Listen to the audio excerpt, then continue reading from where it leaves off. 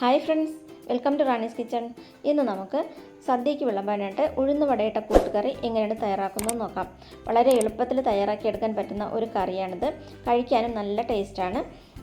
വീഡിയോയിലേക്ക് പോകുന്നതിന് മുമ്പായിട്ട് റാണീസ് കിച്ചൺ നിങ്ങൾ ഇതുവരെ സബ്സ്ക്രൈബ് ചെയ്തില്ല എങ്കിൽ സബ്സ്ക്രൈബ് ചെയ്യാനും ബെല്ലൈക്കൺ ക്ലിക്ക് ചെയ്യാനും മറക്കരുത്.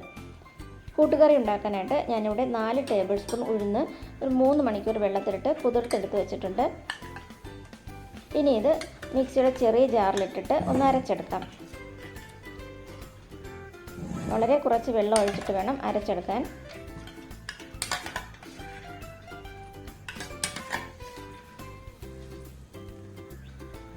ഇനി ഇതിലേക്ക് ഒരു ടേബിൾ സ്പൂൺ വെള്ളം ഒഴിച്ചിട്ട് അരയ്ക്കാം.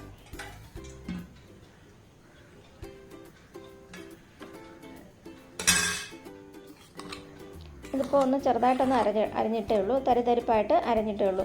കുറച്ചുകൂടി വെള്ളം ഒഴിച്ചിട്ട് അരച്ചെടുക്കാം. ഒരു ടേബിൾ സ്പൂൺ വെള്ളം കൂടെ ഒഴിച്ചിട്ട് നന്നായിട്ട് അരച്ചെടുക്കാം. ഒട്ടും തരിയില്ലാതെ നന്നായിട്ട് അരച്ചെടുക്കണം. മിക്സിയിൽ നിർത്തി അരച്ചെടുക്കണം. ഇതിപ്പോൾ നന്നായിട്ട് അരഞ്ഞിട്ടുണ്ട്. ഇതുപോലെ നന്നായിട്ട് പതഞ്ഞ് വരണം. ഇനി ഇതൊരു പാത്രത്തിലേക്ക് മാറ്റാം.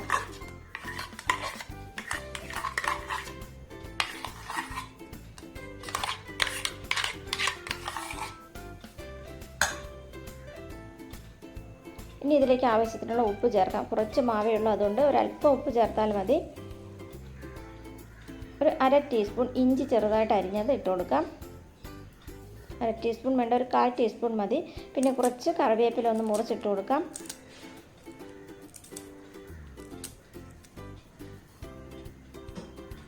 ഇനി ഇത് സ്പൂൺ വെച്ചിട്ട് നന്നായിട്ട് ഇതുപോലെ ഒന്ന് അടിക്കണം. കുറച്ച് സമയം നന്നായിട്ട് ഇതുപോലെ ഒന്ന് ഇളക്കി നല്ലപോലെ ഒന്ന് അടിച്ചെടുക്കണം. അപ്പോൾ മാവ് കുറച്ചൊന്ന് സോഫ്റ്റായിട്ട് പതഞ്ഞ് വരും.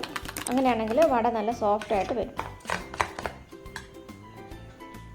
ഇനി നമുക്ക് വട ഉണ്ടാക്കിയെടുക്കാം. അതിനായിട്ട് എണ്ണ ചൂടാക്കാനായിട്ട് വെച്ചിട്ടുണ്ട്. അതിലേക്ക് ഒരു സ്പൂൺ വെച്ചിട്ട് മാവ് ഇതുപോലെ കോരിയിട്ട് കൊടുക്കാം.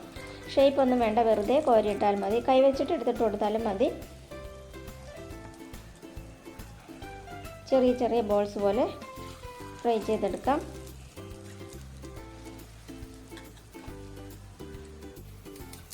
ഒരു സൈഡ് ഒന്ന് കളർ മാറുമ്പോഴേക്കും തിരിച്ചിട്ട് കൊടുക്കണം.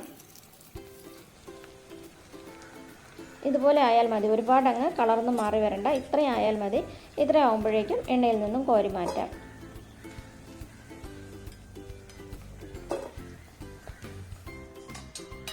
വടയെല്ലാം ഉണ്ടാക്കി വെച്ചിട്ടുണ്ട്. ഇനി നമുക്ക് കറി ഉണ്ടാക്കാനായിട്ട് തുടങ്ങാം. നല്ല സോഫ്റ്റ് ആയിട്ടുള്ള വടയാണ്. ഞാൻ ബാക്കിയിരുന്ന എണ്ണയിൽ നിന്നും കുറച്ച് മാറ്റിയിട്ട് കുറച്ച് എണ്ണ വെച്ചിട്ടുള്ളൂ. ഇത്ര എണ്ണ മതി. ഇനി ഇതിലേക്ക് കടുകിട്ട് പൊട്ടിക്കാം. കുറച്ച് കറിവേപ്പില ചേർക്കാം.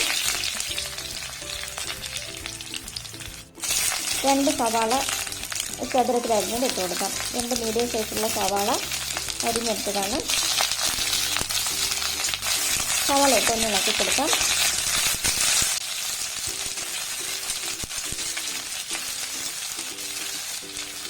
ഇനി ഞാൻ 2 ഉരുളക്കിഴങ്ങ് അരിഞ്ഞ് വെച്ചിട്ടുണ്ട്. ഉരുളക്കിഴങ്ങും ചെറിയ കഷ്ണങ്ങളായിട്ട് അരിഞ്ഞെടുക്കണം. 2 വലിയ ഉരുളക്കിഴങ്ങാണ് എടുത്തത്. ഉരുളക്കിഴങ്ങോടെ ഇട്ടിട്ട് നന്നായിട്ട് ഇളക്കി കൊടുക്കാം. കുറച്ച് സമയം ഉരുളക്കിഴങ്ങും ഉള്ളിയും കൂടെ നന്നായിട്ട് എണ്ണയിലിട്ടിട്ട് നന്നായിട്ട് ഇളക്കി കൊടുക്കണം.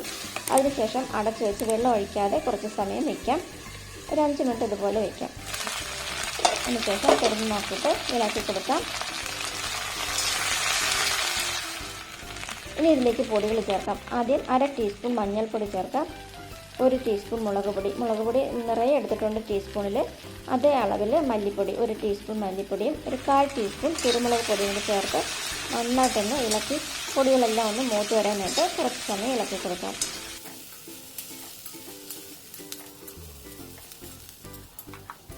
നന്നായിട്ട് ഇളക്കി കൊടുക്കണം. ഒന്ന് മൂത്ത് വരണം പൊടികളെല്ലാം. ഇനി ഞാനിവിടെ തേങ്ങയുടെ 1-ാം പാലും 2-ാം പാലും എടുത്ത് വെച്ചിട്ടുണ്ട്. ആദ്യം 2-ാം പാൽ ഒഴിച്ച് കൊടുക്കാം. ഒരു 2 ഗ്ലാസ് 2-ാം പാൽ എടുത്തിട്ടുണ്ട്. 2-2.5 ഗ്ലാസ് വേണം. 2-ാം പാൽ ഒഴിച്ച് നന്നായിട്ട് ഇളക്കിയിട്ട് വേവിക്കാനായിട്ട് വയ്ക്കാം. ഇതിലേക്ക് ആവശ്യത്തിനുള്ള ഉപ്പ് ചേർക്കാം. ഉപ്പിട്ട് ഇളക്കി കൊടുക്കാം. അടച്ച് വെച്ച് വേവിക്കാം. ഉരുളക്കിഴങ്ങ് ഇപ്പോൾ വെന്തിട്ടുണ്ട്.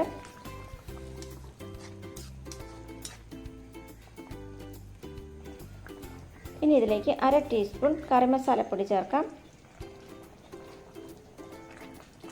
ഒരു മസാലപ്പൊടി ഇട്ടിട്ട് നന്നായിട്ട് ഇളക്കി കൊടുക്കാം. ഉരുളക്കിഴങ്ങ് കഷ്ണങ്ങളായിട്ട് കിടക്കുന്നത് കുറച്ചൊക്കെ ഒന്ന് ഉടച്ചു കൊടുക്കാം, അല്ലെങ്കിൽ കഷ്ണങ്ങളായിട്ട് കിടന്നാലും മതി. ഇനി ഇതിലേക്ക് ഒന്നാം പാൽ ചേർക്കാം. നല്ല കുറുകിയ പാലാണ്. 1 ഗ്ലാസ് ഒന്നാം പാൽ ഒഴിച്ചു കൊടുക്കാം.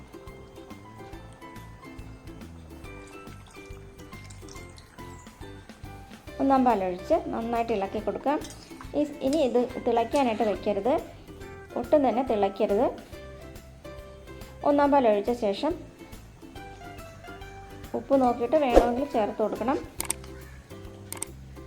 ഇനി ഇതിലേക്ക് നമ്മുടെ ഉഴുന്നുവട ഇട്ട് കൊടുക്കാം. ഉഴുന്നുവട വേണമെങ്കിൽ ഒന്ന് മുറിച്ചിട്ട് കൊടുക്കാം, മുഴുവൻ ഇട്ടാലും മതി. ഉഴുന്നുവട ഇട്ട് ഇളക്കാം. ഇനി ഗ്യാസ് ഓഫ് ചെയ്യാം. കുറച്ച് സമയം കഴിയുമ്പോൾ ഈ വെള്ളം നന്നായിട്ട് ഉഴുന്നിലെല്ലാം പിടിച്ചിട്ട് കറി നല്ലപോലെ കുറുകി വരും. തണുത്ത് കഴിയുമ്പോൾ ഈ കറി നല്ല കട്ടിയായിട്ട് തന്നെ ഇരിക്കും. അപ്പോൾ ഇപ്പോൾ ഇത്രയും വെള്ളം വേണം, അല്ലെങ്കിൽ തണുക്കുമ്പോൾ ഒരുപാടങ്ങ് കട്ടിയായി പോകും. ഇപ്പോൾ നല്ല കറക്റ്റ് കട്ടിയായിട്ട് വന്നിട്ടുണ്ട്. നല്ല ടേസ്റ്റി ആയിട്ടുള്ള കൂട്ടുകറി, ഉഴുന്ന് വടയുടെ കൂട്ടുകറി റെഡി ആയിട്ടുണ്ട്. Thanks for watching.